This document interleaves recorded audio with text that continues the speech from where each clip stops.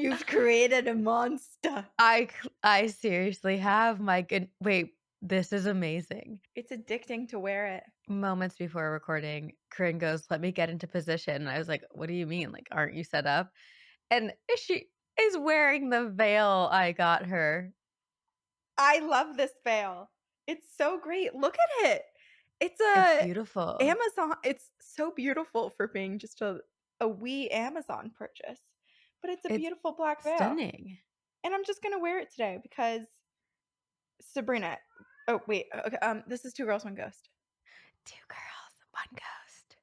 And we are your ghostesses. That's Corinne. I'm Hello. Sabrina. What were you gonna say? Yeah, let's get that out of the way. I'm still just blown away by what you did for me for The Bachelorette. Like, I was up last night and this morning just thinking about it. I feel like I'm, like, gonna cry. Like, I just appreciate it so much, and you did so much. Like, I'm Oh, actually gonna cry. You just put together oh my god. What the fuck? You just put you're making me together just, cry. like so you just put so much thought into it, and I just showed up, and I don't know what I was expecting, but it was just, like, sorry, it was just, like, so beautiful, and I just felt so Don't be loved, and I was sorry. just, like, really shocked by all of it. And I just love you and I appreciate you. And I thank you love for doing that for you. me. Of course. I'm Oh, emotional I'm today. so glad. I'm It was so just glad you so liked nice. it. I did. I loved it. Just like all the Wow. images and like you working with Macy to put everything together. I was just like, I feel like I was being really quiet towards the end because I was just like, holy shit. Like, that was really nice. That was so thoughtful. So thank Wow. you. You're welcome. Oh, Uh, Corinne. good thing I like only put on mascara and now I'm crying and it's gonna just drip down my whole face. How was that for Well, good everybody's thing you ears? you could put your veil Uh, over your face I'll if use you my need to. sash to wipe away my tears. You have so many props today. My gosh.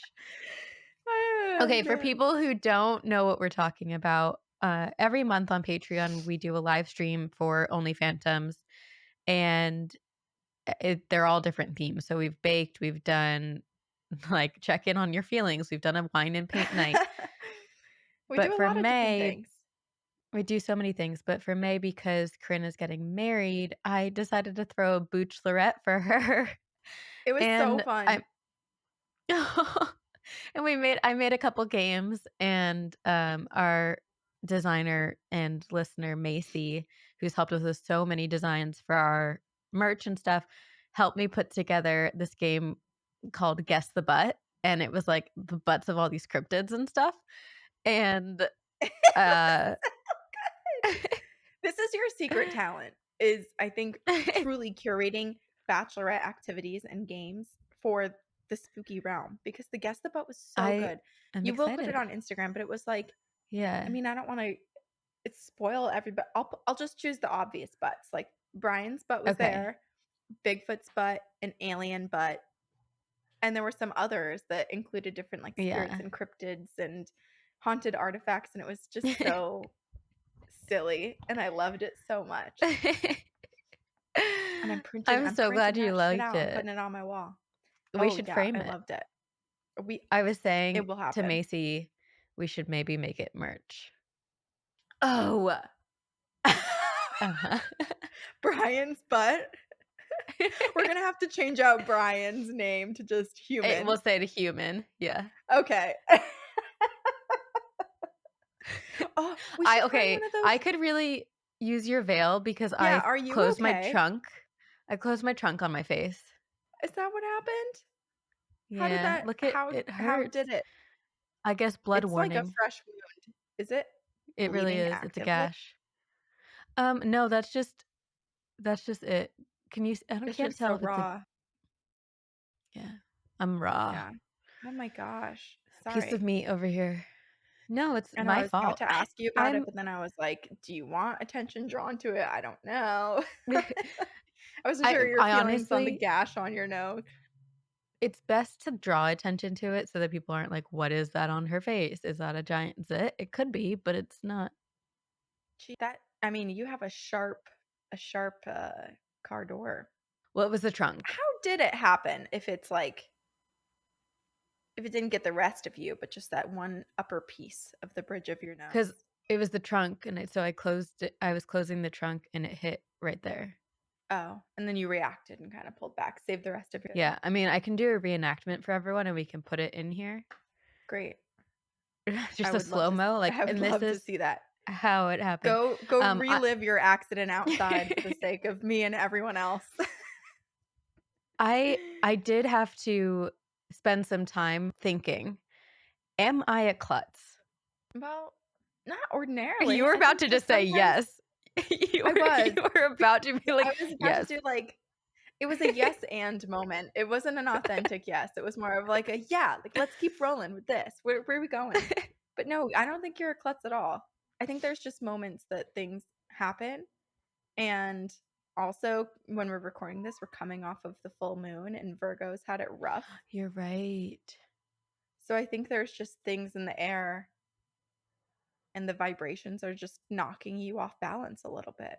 Okay, I'm gonna take my sweatshirt off real quick, and then I want you to tell me, well, everyone, tell me. I feel like you're telling me again about the TikTok you sent me and how accurate it was. Oh, well, I'm gonna have to refer back to the TikTok because I don't remember anything.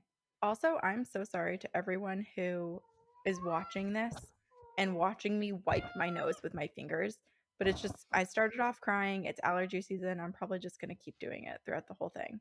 And I ran out of toilet paper and tissues right before this, and paper towels, so I have no other option. You said you ran out of everything? Mhm, at the same We time. need to get you to Costco. I know. I'm just waiting for us to finish recording, and then I'm gonna scurry down to CVS.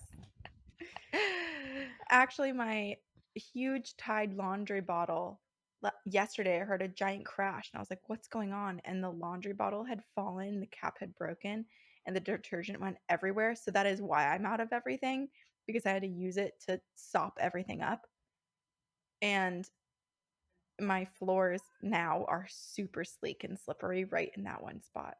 Okay, so I found this TikTok. It was posted by Evan Nathaniel Grimm, and this person went through the May 2023 forecast for astrology signs, and Virgo was included in the clip that I sent Sabrina, and it was Yours was all also about spot on. mine was also yeah, there were parts of it that were pretty accurate, but there's specific signs that would have a really hard time with different things happening this past weekend, basically with the full moon and throughout the month, different things happening. Right, and I, like, didn't think about it. They speak about, um, potentially going back to school and doing stuff like that, and I was like, "Oh, I don't really know if that part applies to me," and then yesterday, I real I was in a class, and I was like, "Oh my gosh, it started this past weekend."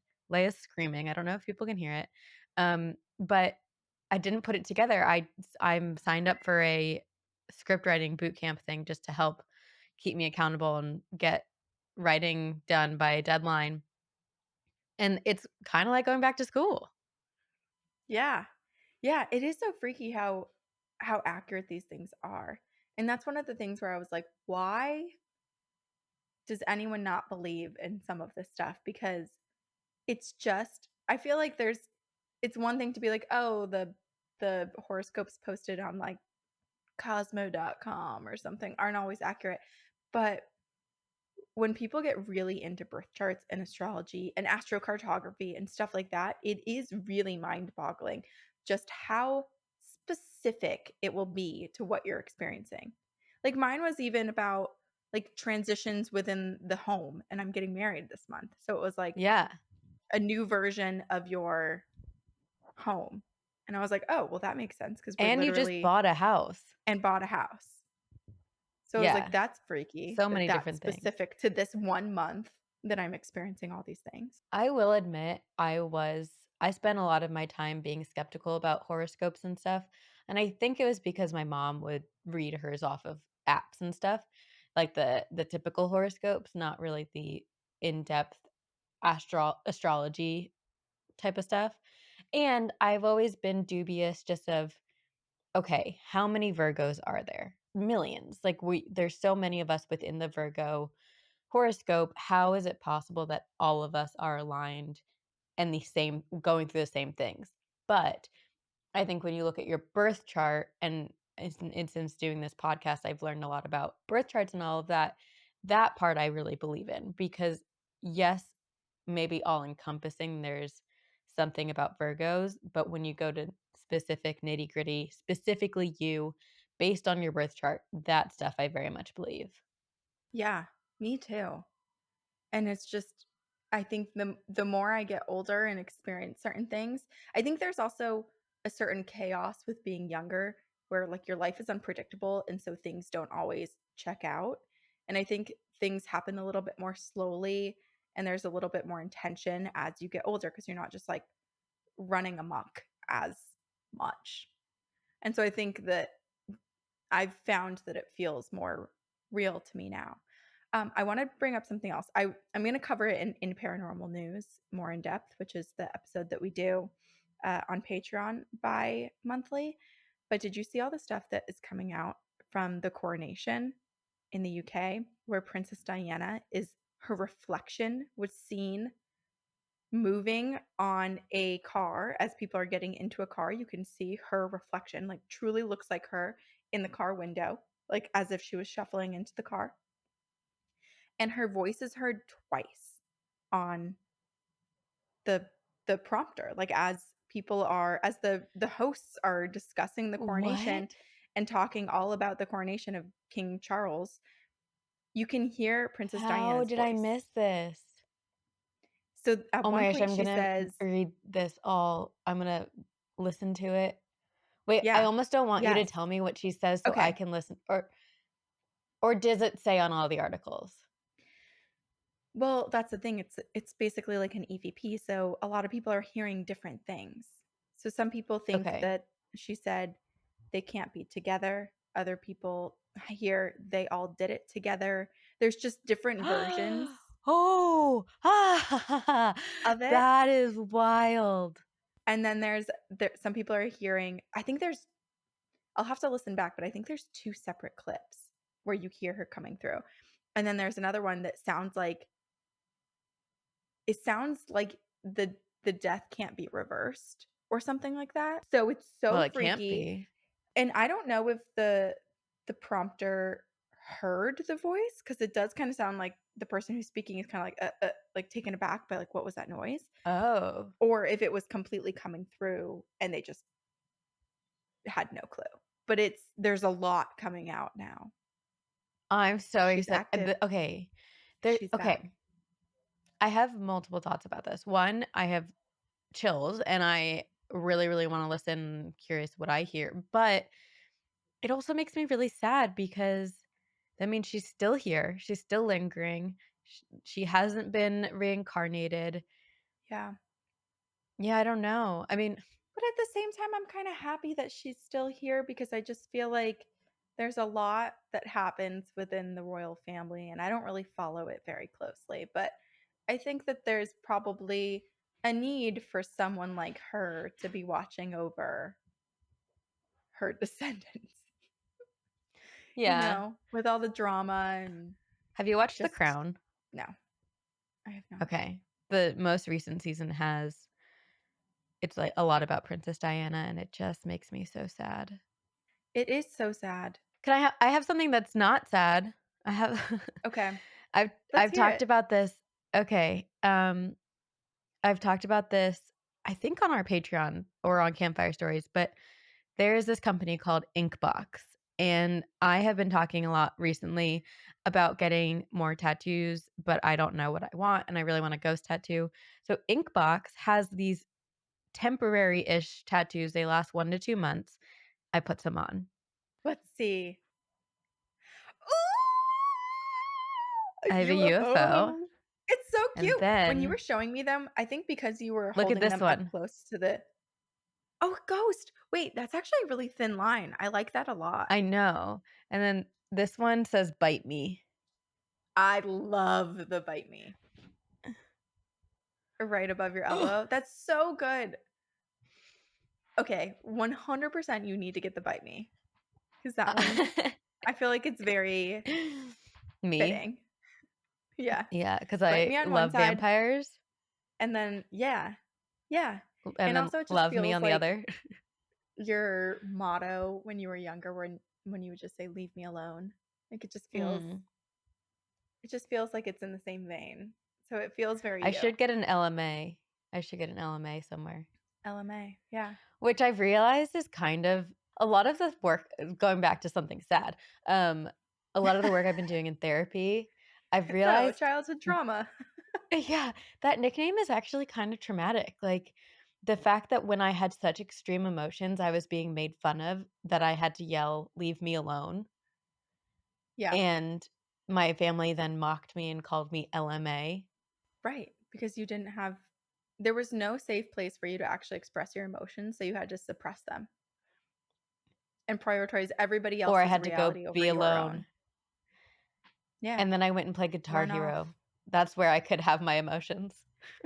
Just you and Janis Joplin just rocking out, just using that mastering that pinky button to get that blue the pinky to Those get the blue fingers, button, that one that you that can never hit. finger stretch. Dexterity, yeah. Oh, Wow, yeah. I have such tiny fingers and large palms. See, look at the difference of our Why hands. does mine look so weird? Because you can spread your fingers. You're meant to be a piano player, and I'm Oh meant to, gosh. I don't know, make mud pies in the garden. Like, Crochet? I don't know. These are little hamburger helper Itty gloves that bitty I've got on hands. here. Yeah, said it Um, before and I'll say it again. you do have a ghost story to tell everyone. I do. I do, I do, I I do. And I'm truly so obsessed with your veil. isn't it great? I say, It's isn't so it like I cool. bought it for myself? You bought this for me. I'm like, I know. It's so special. I do love it. Okay, I'm keeping it on the whole time. I don't know if you thought I was just gonna Please. wear it in the beginning, No. but the veil's here. I I may have temporarily or, like, momentarily thought that, but now that we are 15 minutes into the podcast, I'm certain you are keeping it on. I believe that. I shoved that comb in my hair and it's not coming out. I could see you So sleeping in that. our oh, I'm gonna cross my arms like this and sleep with a veil over my face tonight. I'll let you Sorry, know Brian. how it goes. Maybe I'll sleep better. Maybe that will be the trick. I just have to pretend to basically Oh, be a dead bride. forget forget melatonin. Mm-mm. No, just be your Mm-mm. spookiest self and that will soothe you. Yeah, hell yeah. I support it. So we're probably maybe a year and a half to 2 years late on this suggestion, but Megan on Patreon had suggested that we look into yokai. And I'm so sorry if I butcher these pronunciations. I listened to a bunch of them. I read the phonetic spelling, but I'm not Japanese, nor have I ever been to Japan. So there's likely some moments where I'm going to mispronounce. But feel free to correct me in the comments, which will be too late. Okay, so we're heading over to Asia to look into yokai, which Okay. I mean, I always say the Philippines and Japan, those are two of the spookiest places in And Asia. My Mexico. mom was also born in Oh, in Japan. Asia. Mexico and Philippines are my two. But I feel like Yeah. well, because in Japan, isn't that where, or is it the Philippines? Never mind. I'm getting off track. Well, Japan has, like, the best horror movies. Japan has the best horror movies. They have haunted bases. I think we Yeah. covered one of the Air Force bases there. Okinawa. Yeah. And then is it there that I wasn't sure if I was misremembering, and maybe it's the Philippines, where people will still, the spirits of the people who died in the tsunami will still come back and try to get into cars? Was that there? I recently saw a video. I don't know if it's the tsunami people, but people, victims. That's what I meant to say. Gosh, Sabrina. I'm gonna blame my stupidness on the fact that I bumped my nose and potentially that could cause a concussion. You're Um, concussed. I could be. But I saw a video recently about how in Japan, cab drivers will or drivers in general, it's, like, known to pull over and give ghosts ride or, like, it's supposed to be respectful, that you give ghosts rides to where they need to go. Yeah, and so I think some of them are attributed to being victims of the tsunami because it's really sad, but it's basically like they don't quite understand what happened and they're living in these loops of trying to get back home, which is horribly sad. But anyway, Japan plus ghost stories is we're bound for a spooky ride here. And that is what we're about to get because upon first Google search, when I typed in yokai, I realized that it isn't one particular haunting, but many, because yokai means strange apparition. So, similar to how we say ghosts or we say cryptids or monsters, yokai is that. It's basically this catch all for all the like, creepy and ghoulish. So, it quite literally is anything supernatural. It's a class Oh, of supernatural entities and spirits within okay. Japanese folklore.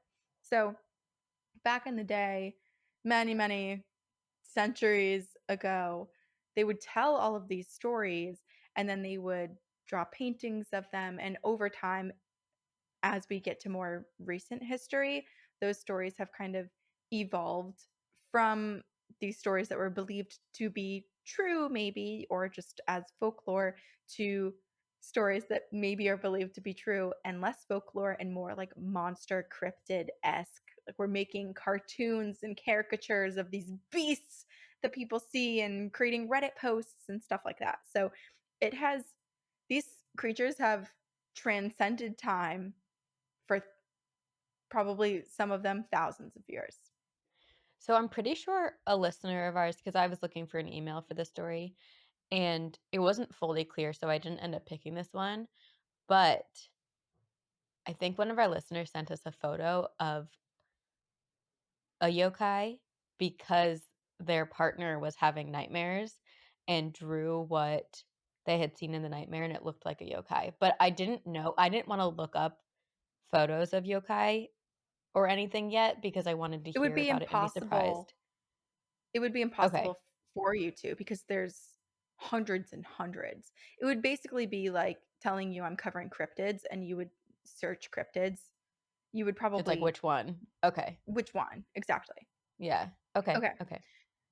So some are benevolent, some are mischievous, and some only job basically in life is to suck the joy from you, torture you, and kill you. So I'm Oh, going to tell you about a few of them. Some joyous. nicer than others. I have a mixed bag here. But first, let's understand that yokai come in many shapes and sizes. Some can look like an ordinary object. So they basically, when we talk about haunted artifacts, well, let me back up. One of the common traits of yokai is their ability to shapeshift. And so many of them have traits of looking like an animal, looking like a human, and some of them even look like inanimate objects. Their abilities vary. So, of course, shapeshifting is something that a lot of them seem to have as a trait, but there's also traits like being able to predict the future, which is a really wonderful experience. And I didn't cover any of those yokai, but a lot of the stories just involved these like tortoise like creatures coming out of the sea or these little troll-like creatures coming out of a bush and exclaiming some sort of prophecy, which reminded me so much of the Ariel school phenomenon. So I was kind of thinking perhaps these aren't just yokai cryptids, but maybe they're aliens Well, giving some especially sort of prophecy. if they come in so many different shapes and sizes, like how can you distinguish the yokai from other spirits or other types of cryptids? Like Yes. I feel like there's a thin line between what is a yokai and what is not. Yeah. Yeah, and I mean it has evolved a lot over recent history as well in Japan. Like it used to refer to anything oh, I'm stumbling. It used to refer to anything unexplainable. So basically, if you heard a bump in the night, if you woke up every night to a knock at 3 a.m., that was yokai. But more recently, like I was Gotcha. saying, it has kind of evolved. It's niched down to be a little bit more specific, or the word is used more specifically to describe these what we might call like monsters, these creatures of the night. Gotcha. It's me. Bite me. Many of them have razor sharp teeth. The entities are so ugly and grotesque that you'd hardly believe they're of this world.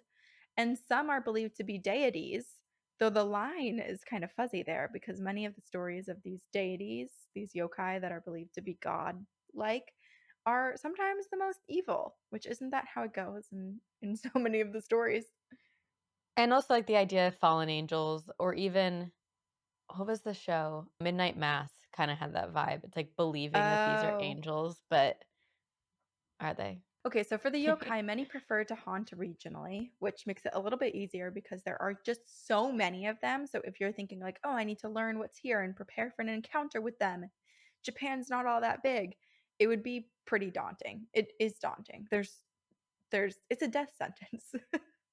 Basically, if they were everywhere, that would be horrible. But luckily or unluckily, you may encounter only one at a time.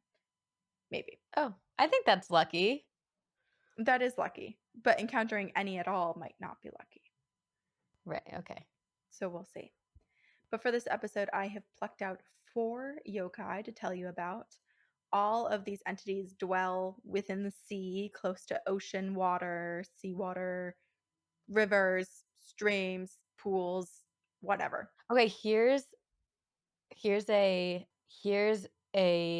theory, and I know I haven't heard everything yet, but you know how I love the ocean and how we have not explored or we don't even understand the ocean at all. What if these Mhm. aren't cryptids at all? What if these are ocean creatures that we just don't have the science and Hmm. understanding of yet? Some of them might be, but some of them I think are a little too bizarre Okay. to be of this world. All right. Come back to me and that theory at Yes. the end. Okay, so I focused it on water because I'm like, okay, summer's coming. Japan's in the northern hemisphere. If everyone's feeling real lucky to be going to the beach and the pools and whatnot around, right around the corner, uh, maybe I should also warn people to always let someone know where you're going.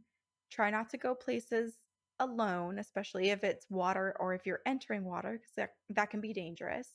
You need to still enjoy your life, but you also have to consider some of the risks that are out there, like stumbling upon an Akaei, which means red stingray, which doesn't really sound that strange, right? Just red stingray. I'm like, okay, we see those in the water.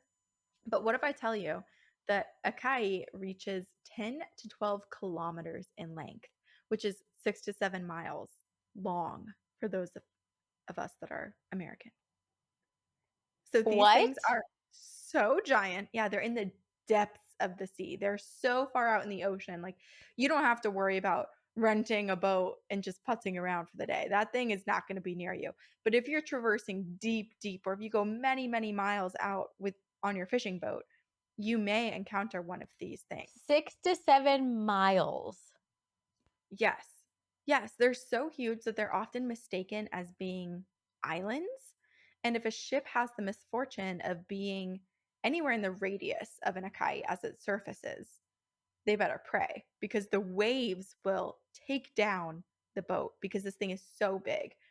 But let's say a boat is on top of one, like this thing is so long. So if you're just cruising along and you happen to be within a 7 mile path of this thing being under you and it surfaces, generally you'll be okay for a moment because you'll be riding on its back.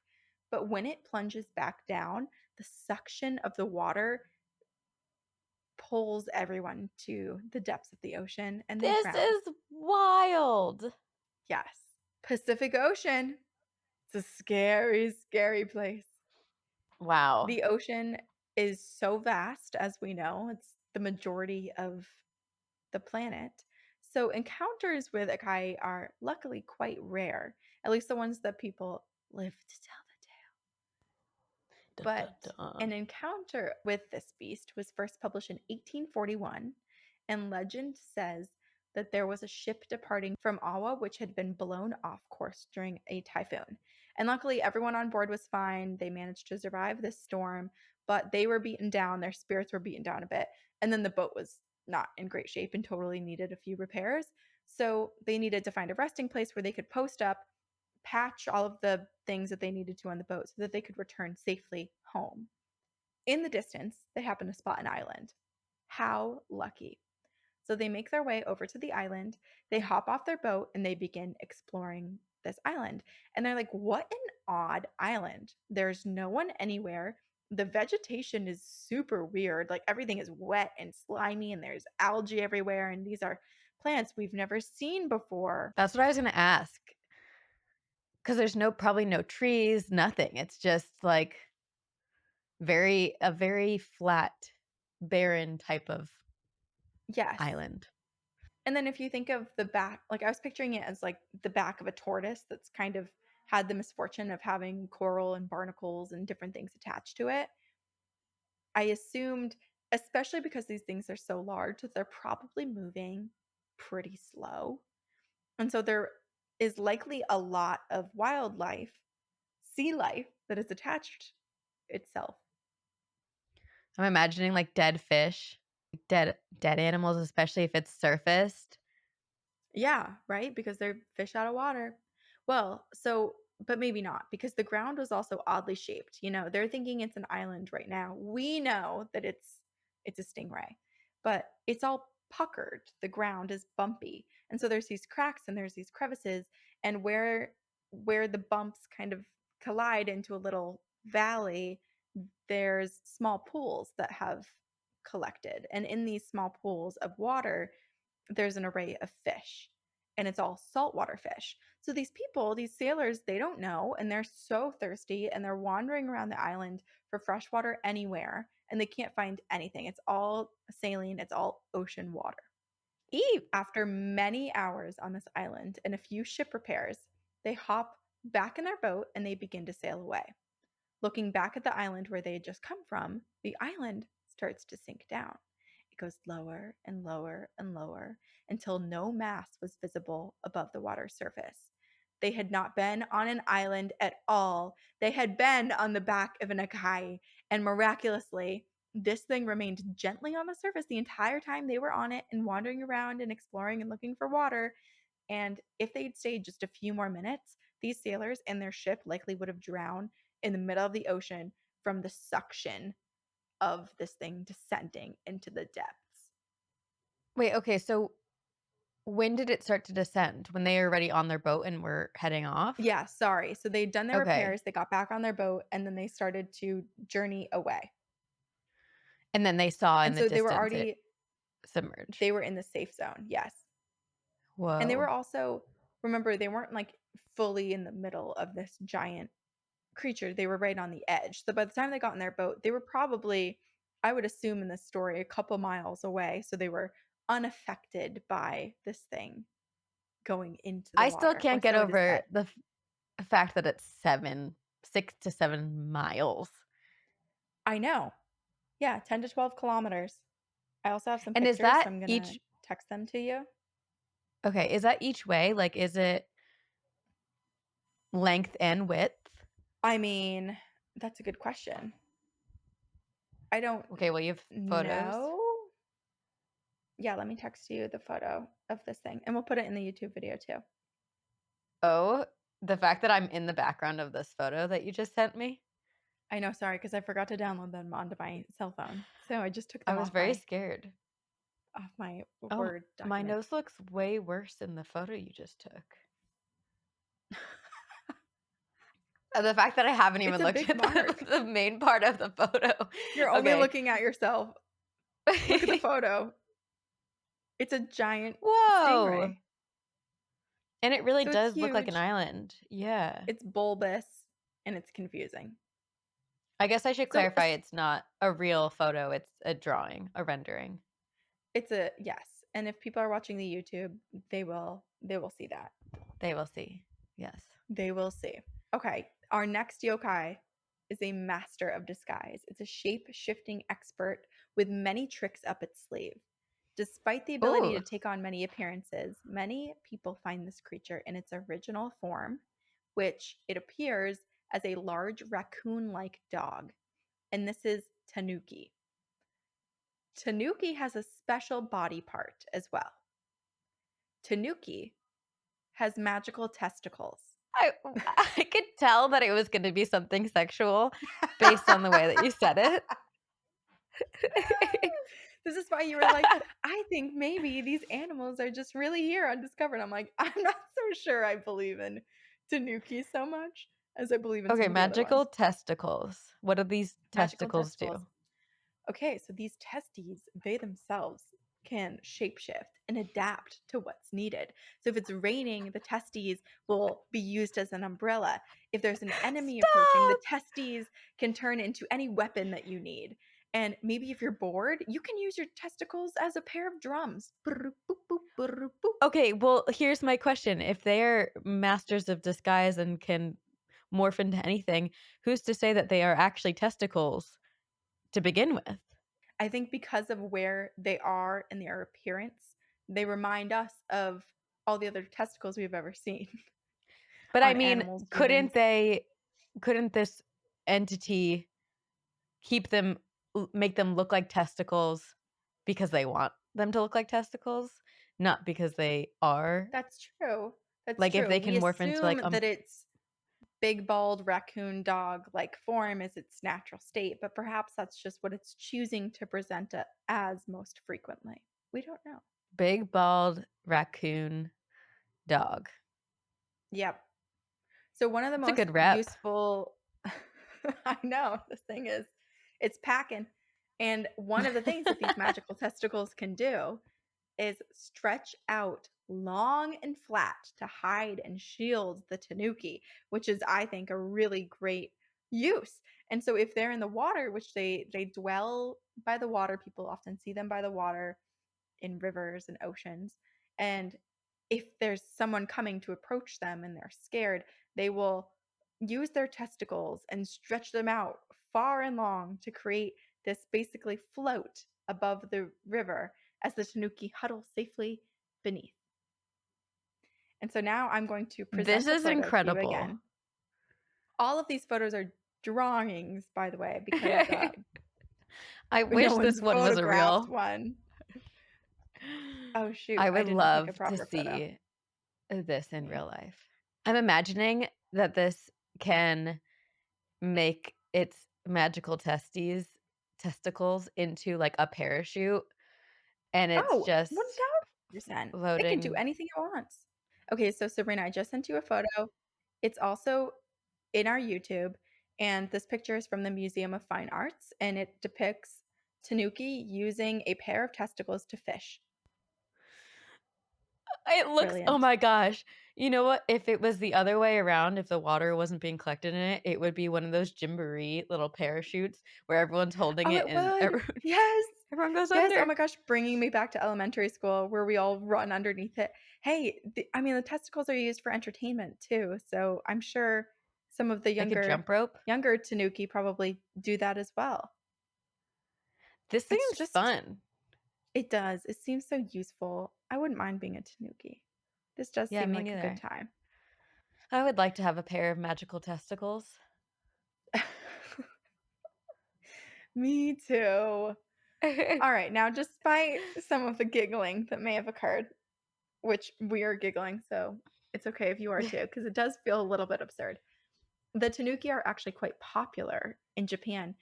Seeing one is said to bring you good luck. So this is a really good yokai to encounter. Many business owners will keep statues of tanuki at their doorfront to attract good fortune and bring in wealth to their business. So, if you're in Japan, you might find a statue of a raccoon-like animal with larger testicles at the entrance of some of the businesses around, which I really want to see. I love that. All right, these next two yokais, they are no laughing matter. Okay, so we have to get serious because they are a little bit scarier and a little bit sad. Okay, before we get to scary and sad, this reminds me of, I mean, it's a little bit different, but when I was in Thailand, there was on one of the beaches there, and this is kind of all throughout Thailand, but there was one beach where there was this little cave, and there were tons and tons and tons of sculptures of penises and dildos Mhm. and things left behind because it was like an offering to a deity or, some type of spirit that they believed in or higher power Right. that they believed in, and it was supposed to help with, like, infertil or fertility, or I don't know specifically, but it was a beach of penises. It was penis beach. I can't remember exactly where it was, but we covered something. It was somewhere in Asia. It might have been Japan or the Philippines, where they were using big red phallic sculptures to ward off and banish evil from their homes as well. So there's something magical about reproduction, and I think that that is carried through all the cryptids and ghosts as well. Okay, so for this next yokai, this is called Enko. It lives on rivers and it lives on shorelines. It's the size of a 3-year-old child, its body covered with thick fur that is normally quite slick and slimy from it living in the water. Their faces are bright red, and at the top of their heads, there's a small depression where no hair grows. So basically, they look like monkeys. They look like slimy, hairy monkeys with a big red face and kind of a bald spot, I essentially. love that. Their limbs are magical, though. So I was picturing Elastigirl the whole time from The Incredibles. They can stretch their limbs so long, but if they stretch one of their limbs, the other one shrinks and gets closer. So you can only pull one or reach one at a time. But it doesn't impact how far the other one can go? It's not a No, pulley I think system it where it's just like truly okay. it it feels like a pulley system the way it's described, but I think their arms can stretch even longer than what you would measure their wingspan to be. So it's scary because they can reach out to you from you don't have to get too close to these things, and you really don't want to. Just like with a lot of monkeys, you want to be very cautious and careful. At the end of these extremely long arms is a handful of sharp claws. And now, usually, they use their sharp claws to slice up their favorite snack, which is cucumbers. Oh, I was gonna ask. Hmm. But Cucumbers. there's also another delicacy that they don't get to taste all too often, Sabrina. So when the opportunity presents itself, they go wild for it. And that's human liver.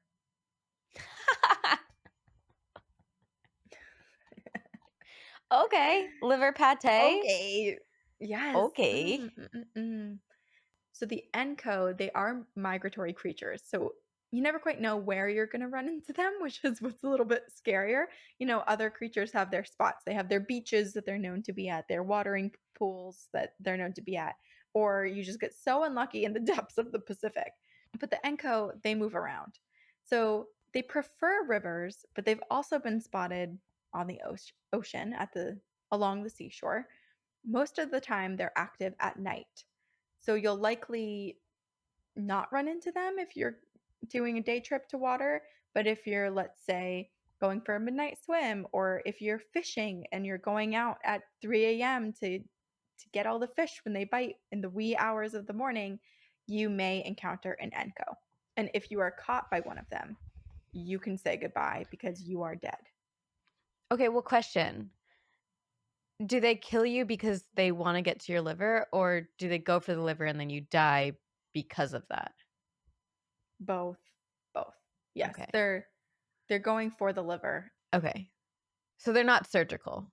No, no, no, no, no. They are truly like when you picture people getting attacked by monkeys and they get ripped apart and mauled, like that is what happens with these things.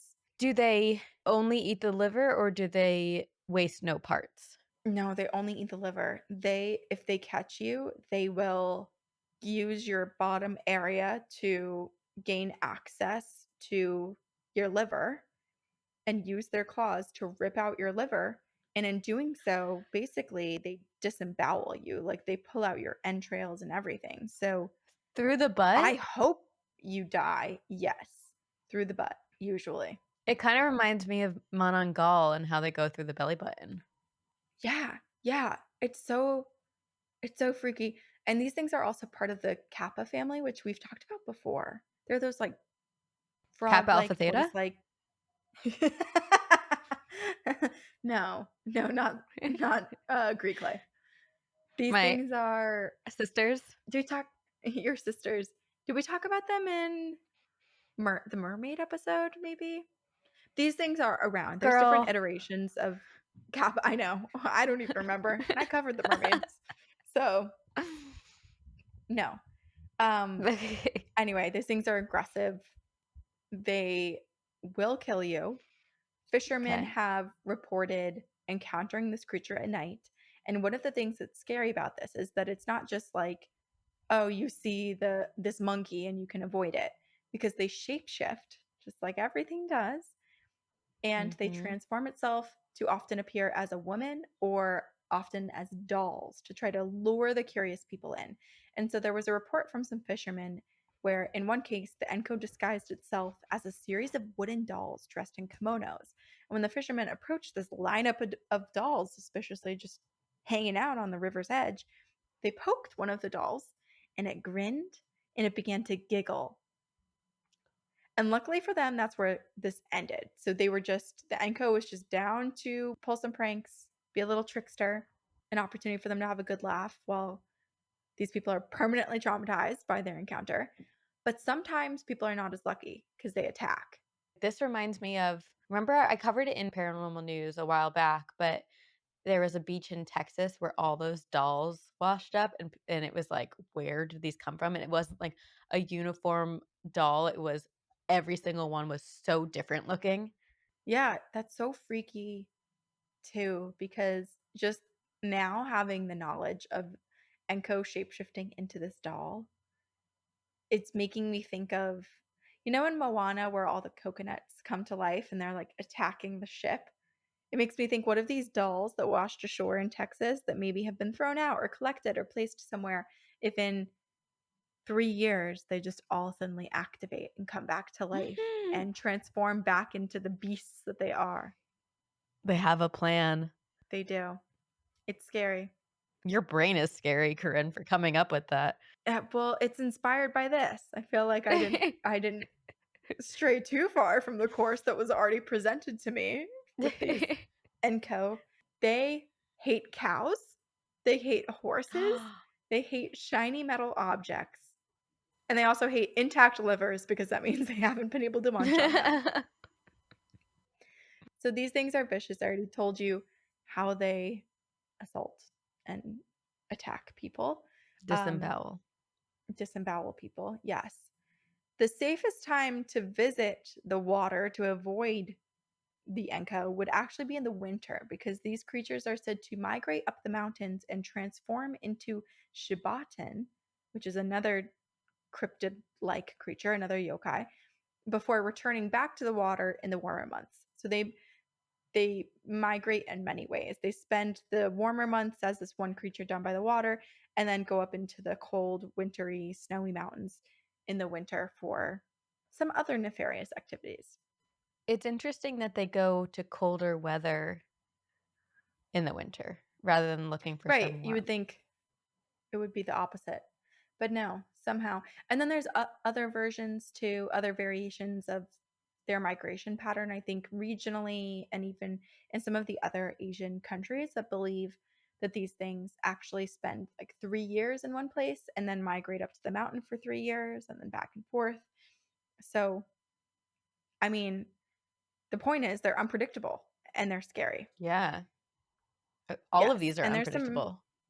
there's some pretty graphic accounts of what these things are said to do to people. I'm not going to read it here. So if you want to uh, faint by reading these things yourself, go for it. But today we are going to be somewhat protected. And now it's time for me to show you a picture of this thing. More pictures. More pictures. I got pictures of everything. I like visual aids. And these ones are fun because they're all paintings. Some of them were done in scrolls, some of them more modern times for different like magazines and Oh, publications. so the bald spot is kind of green. Well, in the this is a Their faces are said to be red. So this photo showing it all being green is just this artist's depiction of it. Gotcha. I kinda think it's really cute. It looks like an orangutan. Like, this would be a minus the liver eating and cow hating. Mhm. I kinda want it as a pet. Whoa. No. No, no, no. This is disturbing. This thing is so scary. You chose the scariest one to feel connected to. It's so cute. I don't know. Ignore it. I should have picked another drawing. I should have picked something scarier. This one by far is the cutest drawing of it. It's really ugly. Like it's almost more like amphibian mixed with monkey looking creature. Okay. Okay. Okay, but lastly, I'm going to tell you about this other yokai that might feel a little bit more familiar to us because we've heard different iterations of essentially the story in different locations and different cultures. It's a lady of white in sorts, and it is a woman who lost her life that they call Kosodate Yurei, which I know I butchered that so much. I'm so sorry. But Kosodate Yurea. I mean, EI. I can't even spell it. E-I-E-I-O. How can I say it if I can't spell it? So in the beginning, I was like, oh, I'm only going to tell you things that happen at rivers and lakes and ponds and pools and oceans. And I lied because this spirit can actually go anywhere. So maybe it's at the water's edge. But I wanted to end on this one because I thought this story was really cool. She's not to be feared. In fact, if you encounter her, you should listen to her because if you listen to her, you may just save a life. Kosodate Yurei are spirits of women who have died during childbirth or recently thereafter. And because of their strong maternal pull towards their child, their spirit has become earthbound for a temporary amount of time, and they remain on earth watching over their child and doing whatever they can to care for and protect their baby from beyond the grave. Oh, I love that. I know. To my knowledge, they are not here for the entire duration of the child's life, but rather are here when the circumstances of their death leave their child in a dangerous situation. So basically, the baby's abandoned or alone in some shape or form.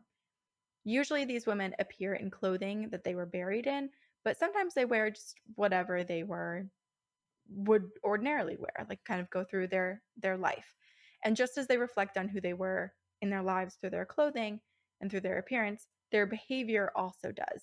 So these women often visit the same places that they used to in life over and over again, the same shops or the same general areas where they could buy like clothing or food, a favorite restaurant that they used to go to. But sometimes they also find themselves on the side of the road at night looking for a ride, looking for people to help them. So their priority, their only priority, is to care for their child and to get the attention that they need to be able to care for their child. That's really, really sweet. It's so sweet. Yes. This is why you don't have to fear them. That's why I wanted to end on these spirits because even though it's tragic that they died and they have a young child left behind, there's something really special about having that protection and having that connection with your baby or your parent and just having all of this effort exerted on the other side to make sure this child's okay. Yeah. Part of caring for their child is showing them how much they love them and think of them by gifting them candy and other little items. These items are never stolen, they're never just conjuring them up out of thin air. These women, despite being dead and it being in spirit form, they actually have to shop for these items just as you and I would have to shop. So they Oh. appear Oh. in stores, they attempt to purchase the goods, only they have no money. So they use whatever they have on them as sort of like a barter, a trade. And they'll give them their own clothing, any loose items that they might have in their pockets, just anything. So the oddity of encountering a woman like this who looks really disheveled and skin is so pale and they're just behaving odd and they have nothing on them, it's meant to get your attention, especially if you're someone who's working at the shop and have you thinking, why is this desperate woman coming to me? What do they really need? And if you think about their needs, this is when you might save a life because they seek out people in an attempt to lead them back to their baby.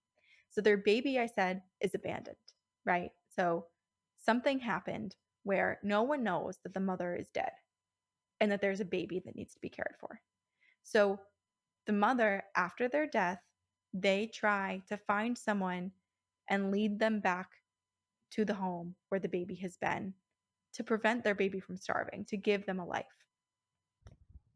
Oh, wait, so no one knows the baby's alone? Mm-mm. No, no, no.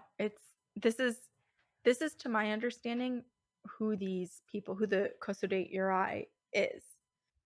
So it's only really women whose kids are alone. I think so.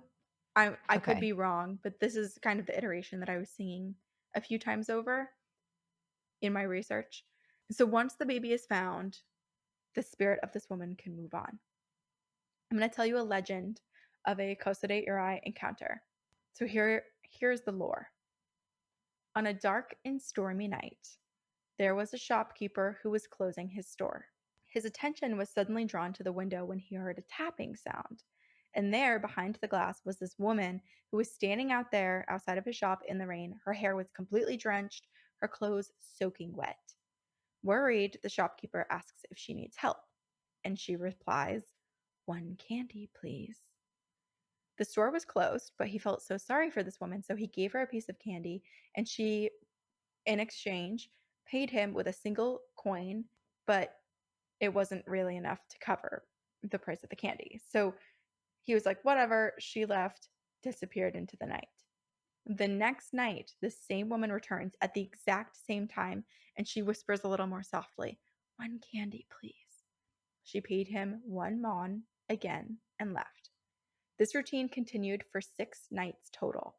On the seventh night, she spoke in a voice barely audible and said, "One candy, please." The shopkeeper handed her the candy, and she handed him, instead of a coin, she handed him a handful of leaves. He told her, "I cannot accept leaves as a payment."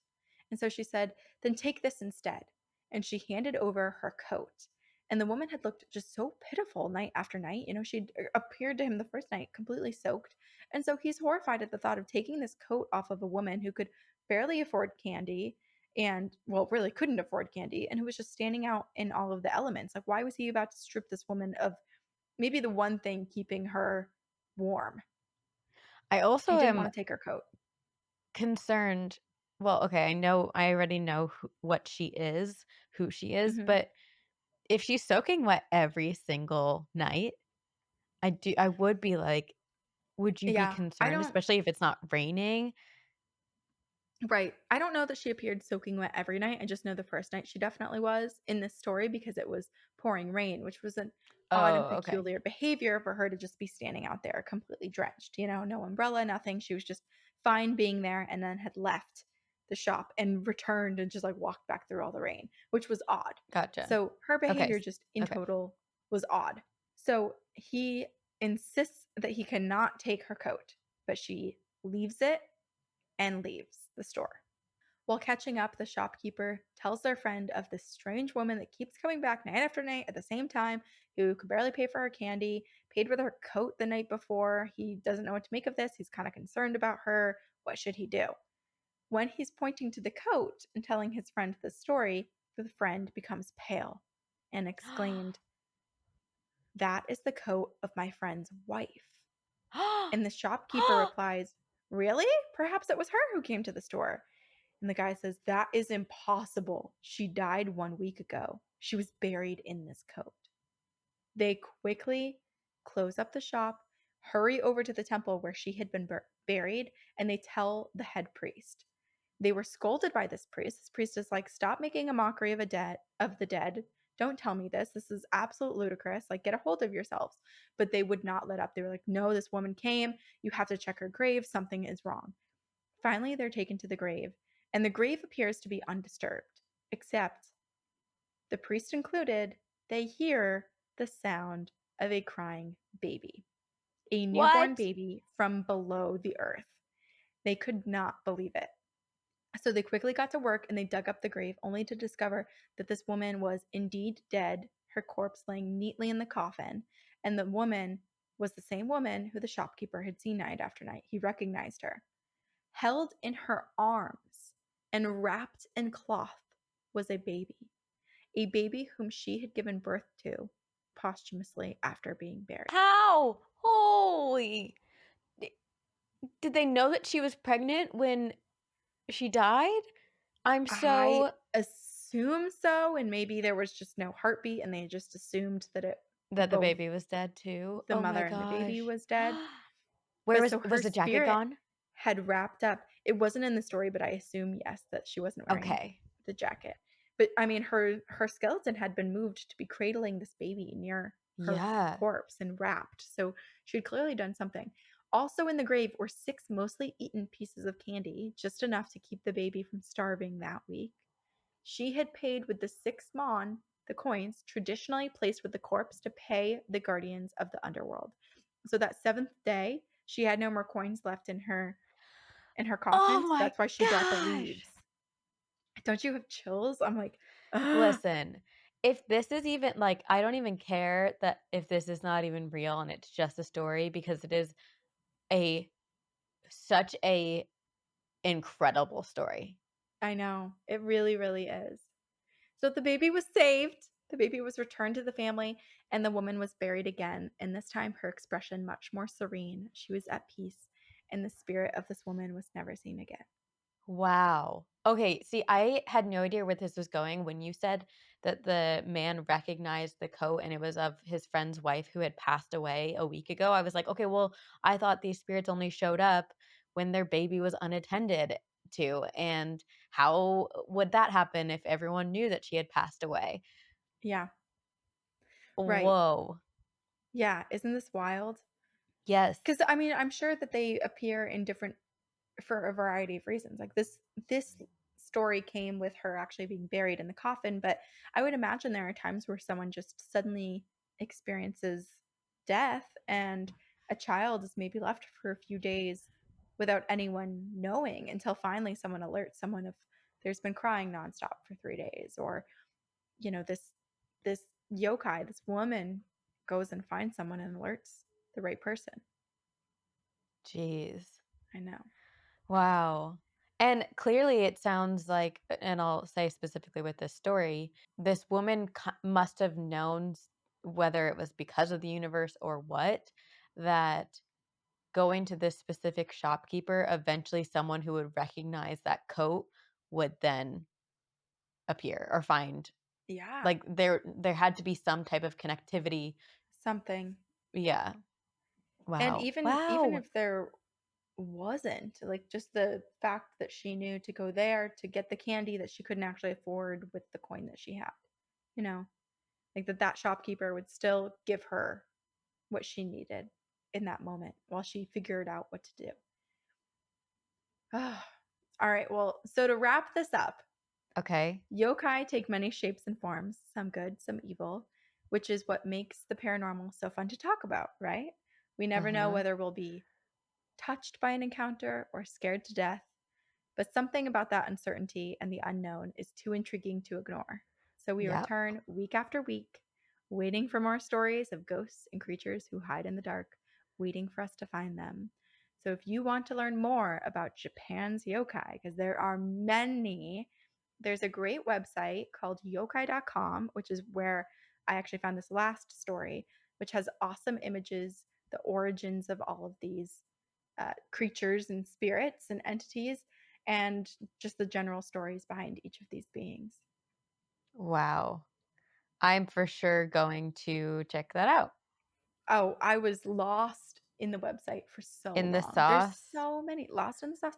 And on this website, yokai.com, you can also sort by location, like geographical Oh, location. You can sort by different characteristics that they have, where they spend the most time. So if they're like known to haunt an attic or a business, or if they're by water or in water, like you can search by all of those different things. wow. Wow, wow, wow. Yeah. Okay. Well, I feel like we could spend hours talking about this and reading all different types of stories. I know. It was I at first I was like, "I'm just gonna pick one."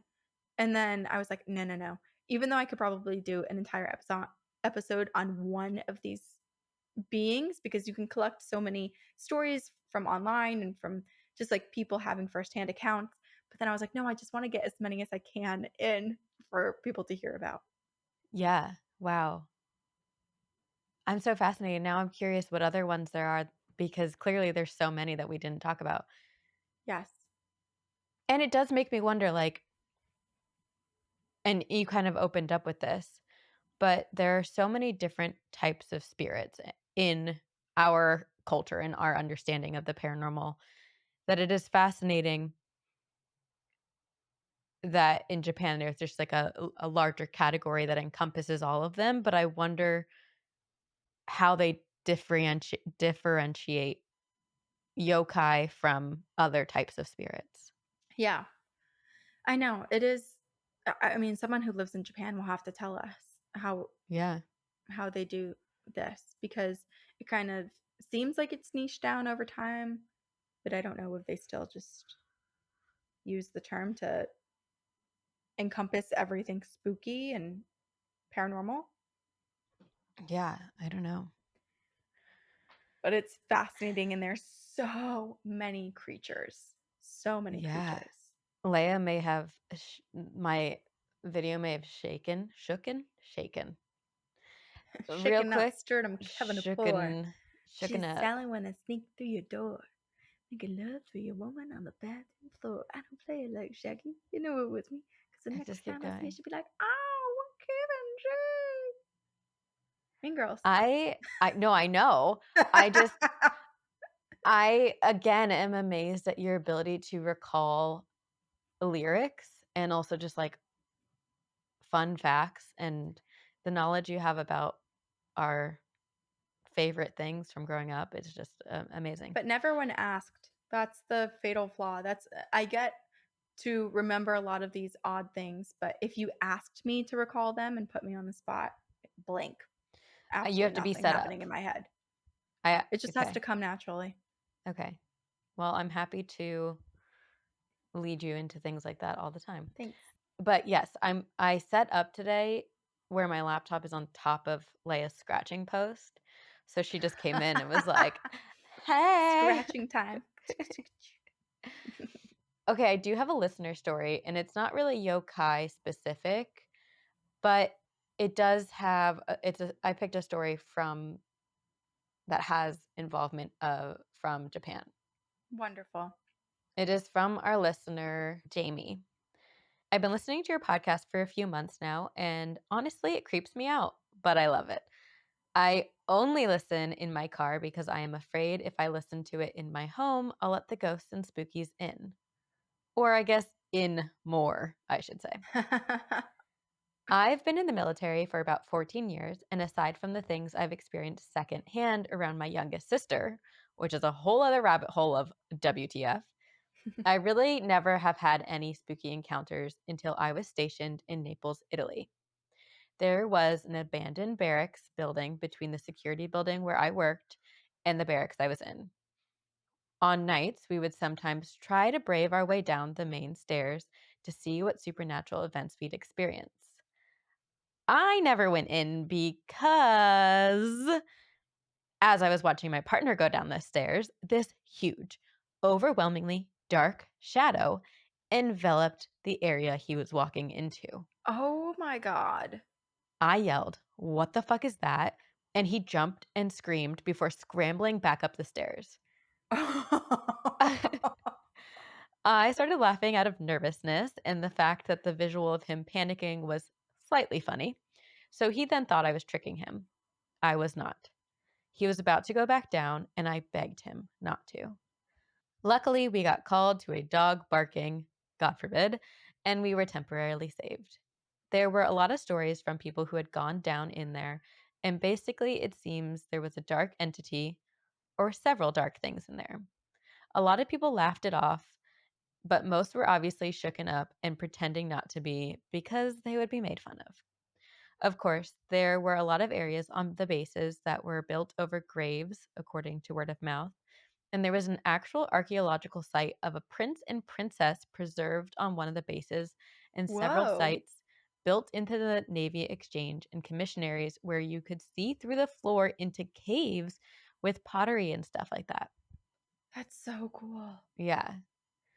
Since I was in security, we would be driving or walking around the base at all hours of the day and night.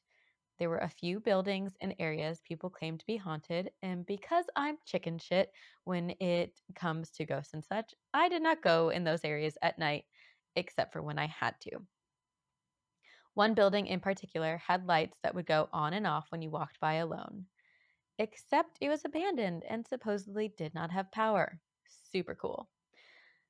Last thing from Naples when I first moved into my barracks room, I had a male visitor leave after we had some fun. Ooh, scandalous, I know.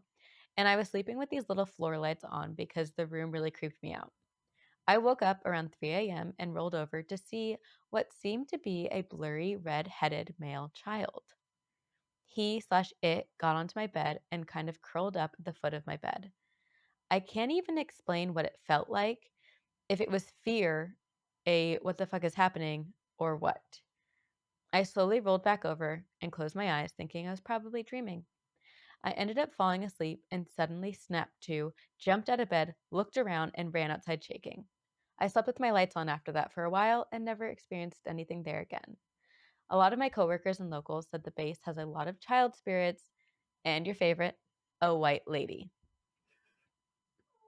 Okay, so I think this is now part is a second story from when Jamie was at Guantanamo Bay Naval Base in Gitmo, Cuba. They say you got to Google John Simmons, Windmill Hill, Cuba for background, but basically towards one end of the base overlooking the ocean, there's a single headstone and grave for a man named John Simmons. It is said he was buried standing up facing towards his homeland, Jamaica. One Oh, night, we were across the road near this site with two patrol vehicles that were shut off. There were five of us looking for a meteor shower, and this was one of the best spots because there were no lights anywhere, just stars. Well, all of a sudden, my unit went off. The patrol lights, the red and blues, and siren just started going off. I ran over to it, and the guys I was with started looking around, thinking one of the other patrol officers had snuck up on us and was playing a prank.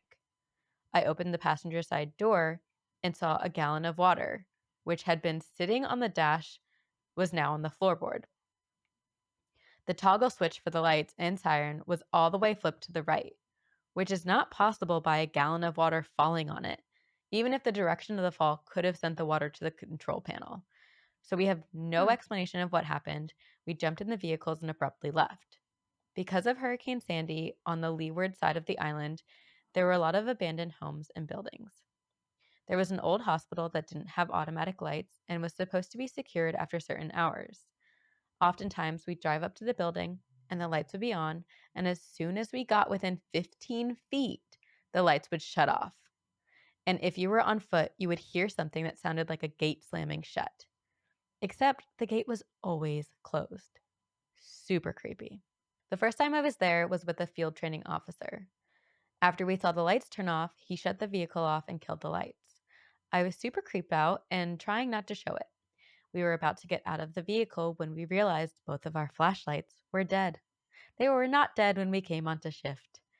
Then we heard a loud gate slamming sound. We both looked at each other and decided, nope, not dealing with this, and left. There were no vehicles in the area, and the gate and main door were padlocked shut. Plus, the area was only occupied by our security team. Literally, no other humans could have been there without us knowing. Oh, the last thing I remember, it wasn't my experience, but a friend was driving up this hill where someone had crashed and died in a fiery wreck. She had no idea this happened, but came to me crying because as she was driving up the hill, she got an overwhelming feeling of dread and fear and felt like she was on fire. She was also so freaked out, and after we told her what happened there, she just started crying. Oh my God. Gitmo had a shit ton of grave sites and cemeteries, lots of ghost stories and unexplainable events that occurred, and a lot that you probably could just Google by searching about Camp X-Ray or the Windmill Lighthouse. Then Jamie was in Suda Bay, Greece. Not really any ghosts, but I did have a lot of sleep paralysis. 1 week before a friend of mine came to visit, I had a really weird I had a really bad sleep paralysis 4 days in a row. I have it quite often, but have never seen anything during it. One of these 4 days was so weird. I ended up having a weird dream where I also couldn't speak or move, and all I could think was I needed my grandma. I came out of it Oh. screaming, like calling out for God, and to this day I have no idea why. I vividly remember the dream, but have no explanation of where I was or why I yelled for God. I never had any weird experiences in the house I lived in, and I felt comfortable walking around in the dark. When my friend came to visit, she slept in the spare room and told me that she had seen a dark figure standing in the corner of her room. It creeped me out, but I told her she was haunted. There was a lot of weird stuff that happened to her, and she better take her friend back with her. Okay, the last story. This person is so incredibly haunted. Like, it Mhm. doesn't matter where on the globe they are, they still experience things. Mhm. Oh, yeah. Okay, I guess I should be I should clarify that this doesn't take place in Japan, but there is, something about the World War II Japanese soldiers, if that helps. Great, let's hear it. Okay, so this last one is where Jamie is currently in Guam. Currently, I live in Leo Palace in Jana, Guam. The area was built over and near to what is known as the Managon Trail and Managon concentration camps. It's super fucked, lots of deaths, and they were not allowed to Mhm. provide proper burials to the deceased. I've had pedicurists, my tattoo artists, and locals tell me to not walk around after dark where I live. They've also told me not to look in the rearview mirror after 2 a.m. because I will see World War II Japanese soldiers with no heads. Oh, how devastating. I know. Once in a while, I've had odd things happen around my condo, but we also have earthquakes quite often. So if I see something out of place or on the floor, I chalk it up to earthquakes. Except for when my sister came to visit. For background, I broke both of my femurs in a skydiving accident in April of this year. Oh, that's so scary. So Yes. I have a couple of canes that I set up in a corner. It's the same place every day. I also have a couple of get better cards sitting on a bookshelf that have not moved, even during one or more of our earthquakes. On 2 different occasions, while my sister and I were sitting in the living room, weird things have happened. One night, one of my canes just fell. There's literally no reason it should have or could have without being moved by force. Another night, one of the cards just toppled off the bookshelf onto the floor, but in a very quick and very weird way. We both sat there in silence each time, and I told her, "You're haunted." Then, the night before she left, I woke up and looked to my left and saw a weird white figure standing over my bed. I wish I could explain it better, but I know it was a female and I can picture it, but can't explain specifically how she was dressed, but it was in like religious attire. Even the face area was covered. It was like a Catholic priest type robes, but different. After I saw her, I felt like I had been drugged and fell asleep very quickly. After my sister left, I have not experienced anything else. That's all I can remember for now. If you're interested in the tales of my youngest sister, Trinity, please let me know. They are Yeah. wild. Yes, My please. name is Jamie. Looking forward to listening to you two more. Keep up the awesome work, and I'll see you on the other side. Jamie, my gosh. Okay, wait, just starting with the very last experience, it's so weird to feel kind of like drugged and lulled to sleep so quickly after. That Well, makes yeah. It sounds like even with the little boy experience that happened too, but like Jamie drifted to sleep and then was like, "Oh, holy shit, actually, let me process what I just experienced." right. Well, that was gonna be one of the things that I was wondering. Like, is it Jamie's body being like, "Oh my God, what just happened? Let's just shut down"? Or is there some sort of response to spirits and that sort of stimuli that Jamie's reaction is basically to shut down? I don't I don't really know. Like, are the spirits doing it to Jamie, or is Jamie doing it to herself. Well, we've heard a lot of stories where people get so scared that they fall asleep. It's just like it's almost like protect our brain protecting us. Right. But then if it's the spirit actually just kind of sprinkling some magic sleep dust over you, being like, shh, shh, Oh, that's your even video scary. disappeared. Oh, I can still see myself. That's freaky. I don't like that. I don't. Okay. Jamie, look at Jamie, what you did to look us. what you did. I want to know Jamie's sister's experiences because Yeah. it's funny how Jamie's like, "Oh, Trinity's the real haunted one," but Jamie, you just sent us a whole entire email with ghost stories. And I just really appreciate military ghost stories because it's people who've signed up to do a terrifying job and have to put themselves in situations that are so high risk for your own safety, and it seems like the scariest thing that you could possibly do in the world.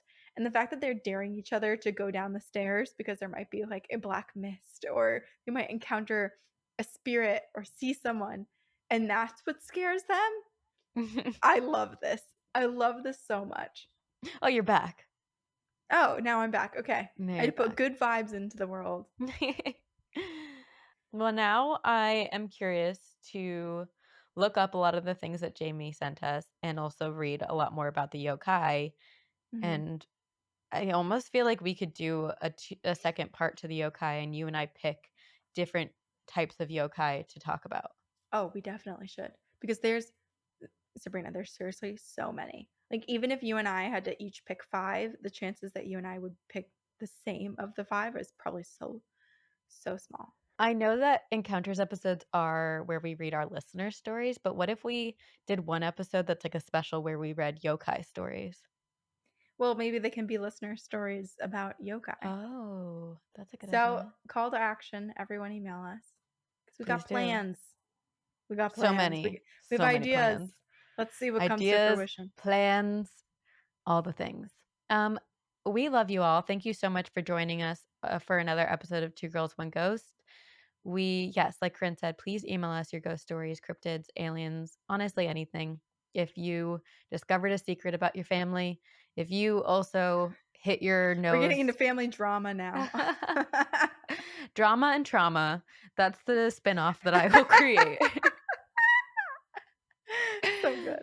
And if you've hit your nose with your trunk of your car, please let me know. I feel very supported. Two things. I feel like I've been doing a lot of call to actions and like, "Hey, am I alone?" on this podcast recently. Um, but I've felt so comforted to know that I'm not the only one whose shoelaces come untied and has to double knot and still they come Mhm. untied. So if anyone else has wounded themselves with the trunk of a car, please let me know. I haven't, but I did. I had that same wound that you have right now from a laundry basket one time because I held the Okay. laundry basket over my head. Like I put it in my head and was just seeing out the holes and was holding my laundry goodies that way, and it scraped me. I was imagining you meant like on top of your head, but you were truly like, No, I was fully in it because I was how trying to old were not you? take more than one trip. This was freshman year of college, Okay. and I Yeah, had to I journey get out it. to that laundry center. It was so Yeah, you had far. to lug them across campus, Mhm. basically. Yep. Mhm. Okay. I get it. Fair. So you're not alone in the type of wound, The but wounds. maybe how you got it. But I would Accidental, argue self maybe inflicted. mine is more stupid. We've all been there. Accidents happen. Yes. Uh, and if a ghost has come near you, please email us at twogirlsoneghostpodcast@gmail.com. You can rate and review us on iTunes or Spotify, subscribe wherever you listen, do all the things for us, for your favorite podcasts out there. And also, word of mouth is so huge. So we always joke that this is a pyramid scheme. Hmm. And if you want to get sucked into the Two Girls, One Ghost triangle, you can easily be promoted in the pyramid scheme by having 2 more people listen, telling more people about us. What you get, I don't Promotions. know. That's up to Sven and all the other spirits out Promotions there haunting you. are available for everyone. You know, Yeah. it's kind of like with We're a still job. hoping to be promoted ourselves. Yeah, it's performance based, so just keep chugging along. It's sales, basically. Yeah, but it's You also a little didn't bit realize y feelings-based, and we Yeah, like all of you so much, so yeah. We love you all. everyone gets a promotion. Everyone can be at the top of the triangle. Mhm. It's actually a straight line, just like Earth. Wait, okay, I'm a so flat there's earther now. I think it's I'm in kidding. Portugal where they do this, like, human structure, and they try to see how tall they can do people standing on top of each other's shoulders. It just seems so dangerous. It I need to look is. this up. There's, like, full-on competitions. Oh gosh. Scary. Yeah. Well, we're not gonna do that version, but we'll do the It's Hands Across America version. Well, it's a kind of like a metaphorical on top of each other's shoulder straight line. How about we intrusive thought, I was gonna say human centipede it and just all do it across the earth. I was like, I know an easy formation. I think your hands across America is a better better It option. is. Okay, let's all just hold hands. Thanks for being here.